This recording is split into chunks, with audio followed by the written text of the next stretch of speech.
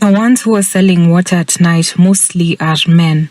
And the moment they make sexual advances at you and you refuse, you won't get water. In Nairobi's largest informal settlement, Kibera, access to clean water is a challenge. Mary carries 8 of these each day. She spends $18 a month, nearly a quarter of her salary, on water. In Kibera, many are poor and struggle to pay for water. Mary was attacked by a vendor one night while fetching water. The men, they were 2, had already teared my clothes up, so before even the women who had me screaming came, they had already done it.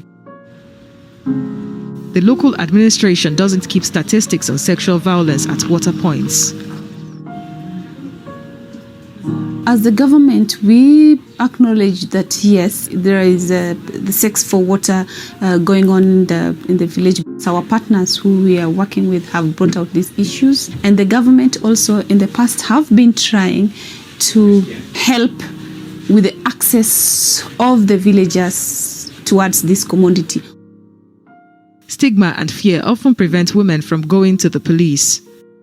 So when all that happened, people took it like it was my mistake and kept asking why did I have to go and get water during that time. The police said prosecuting such cases is hard because most victims don't report the incidents.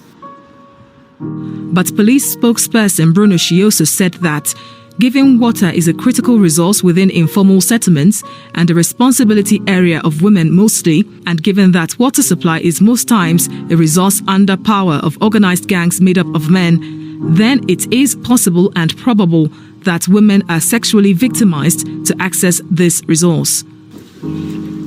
The government does provide public water points, but they are not enough to cater for the huge water demand.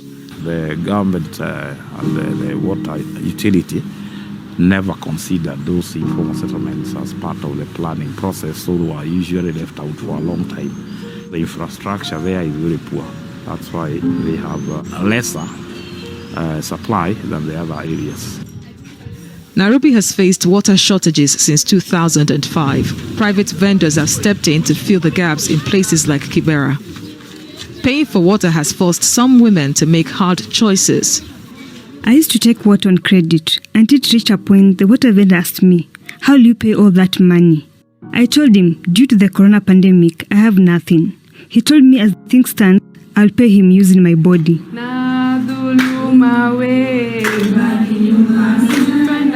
Women in Kibera go to Mande Trust for psychosocial counseling. They are the only organization in Kibera offering such help to victims of sexual violence over water. These sessions come in really to help alleviate some of the mental issues that victims have had to carry with them for a very long time. So insecurity is something that cannot be downplayed even when people go out to get this basic commodity.